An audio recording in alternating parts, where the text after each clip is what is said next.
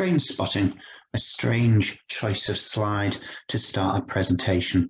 For those of you who don't know, Train Spotting was a book and a film about drug addiction in Scotland. And you might be thinking, why is he starting a slide such as this? Well, Professor Simon Shibley at Sheffield Hallam University said, Bryn, you need to think like a drug dealer. You need to think of something that's going to hook them in and have them coming back for more and more and more. So according to the Chief Medical Officer for England, if physical activity was a drug, we would refer to it as a miracle cure due to the great many illnesses it can prevent and help treat. So physical activity is not just a health issue. Physical activity brings people together to enjoy shared activities and contributes to building strong communities while supporting the economy to grow. So our mission is to look at the different resources that are out there and think about different approaches in different environments, whether or not it's the classroom itself or the corridors or the hall or the playground or the field. And it's all about looking at how can we change the culture and ethos of the schools so that there's more movement and maybe consider a different way of learning. So what are the health issues? Globally, at least 50% of children are deemed insufficiently active. And in certain westernized countries, that figure is 80%. 4 out of 5 children are deemed insufficiently active. And with various lockdowns during the pandemic, that figure has increased rather than decreased. If you look at the stats, early years foundation stage and key stage 1 were fine, but age 7, the trajectory starts to decline. And it's not necessarily down to phonics screening and key stage 1 SATs. I think that's when the children start their addiction to digital devices. And then if you look at the situation, not just at home, but at school as well, if you think about it, our bodies are designed to move, not to sit, sit, sit. But in many schools with a narrow curriculum of English and mathematics, we have this accountability driven by test, test, test. And as schools look to reopen more widely, more fully, with recovery curriculums and catch-up curriculums, my concern is that this problem will become worse.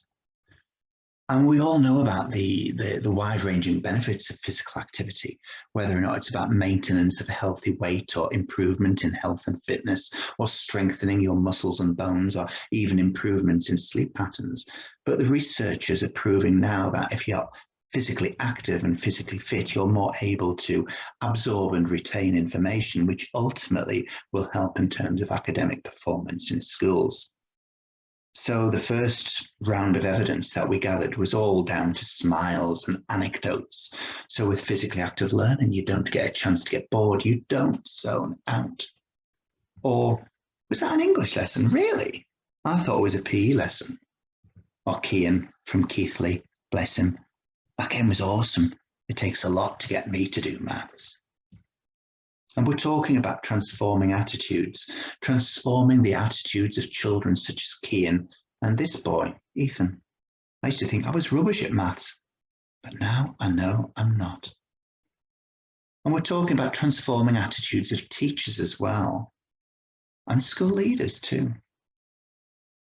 So with these smiles and the anecdotes, we had to put them to the test, and Dr. Andy Daly-Smith from Leeds Beckett University undertook the first round of research, and it demonstrated impact in terms of cutting down on sedentary time and increasing physical activity time, but also it led to small improvements in academic performance in mathematics.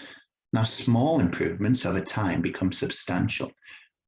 So we share these findings in different ways, whether or not it's through TEDx talks or other means. And the program that we wanted to demonstrate is Tagtivate. So what's Tagtivate? I like to think of it as the ultimate playground game of Tig or Tag or It meeting Scrabble, or maybe Tag Rugby meeting Countdown. So the colourful tags are very much the Lego building blocks with which children can work and play and create. So the games work and play equally well with early years foundation stage as they do with children in Key Stage 1 and Key Stage 2.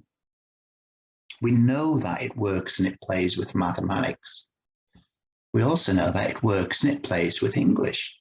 So those letter tags that we initially devised and designed for spelling and phonics, the teachers quickly realized that they could use them for different areas too. But let's think first about the reading, the comprehension, the understanding, the enjoyment of language, whether or not it's with Elmer and the Gruffalo, or maybe the Chronicles of Narnia, or maybe being creative and thinking of ways that we can use the Velcro belt for punctuation. So it works for maths, it works for English, but what about history and geography and science using those letter tags to maybe help children understand a knowledge-rich curriculum? How cool is this? Knowledge organisers have never been as vibrant or as active or as relevant or as fun. We then thought, okay, if they work for other subjects, what about other languages? So we trialed some of the ideas over in Helsinki. So we took the tags to Helsinki thinking it would work in Finnish. We should have done our research a little bit better because we ended up in one of 20 Swedish-speaking schools in the city. Needless to say, though, the games worked equally well with Finnish as well as they did with Swedish. And then we came across a game changer in the form of Krista Hazel with her enthusiasm and energy and positivity. And she taught us about cognates, words that look and sound the same. So we took the games to a school, Parklands Primary School in Leeds, and we trialled them in Spanish. So the children had to collect the tags, the letters, and create words to do with colours.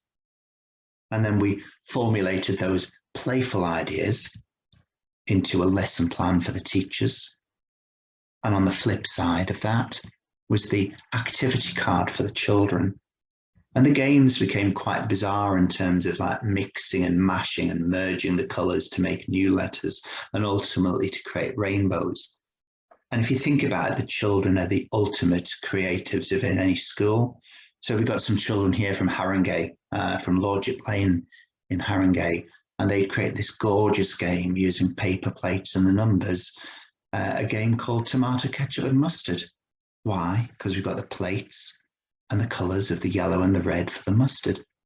So I'm thinking that these children and other children will be now able to create words and games to develop an understanding of numbers in different languages or foods in different languages. So if you want to come along and join us and move and learn and play together, please reach out and connect with us on one of those platforms, because we'd love to move and learn together. We'd love to work and play with you. So thank you very much for taking time, and hopefully we'll connect soon.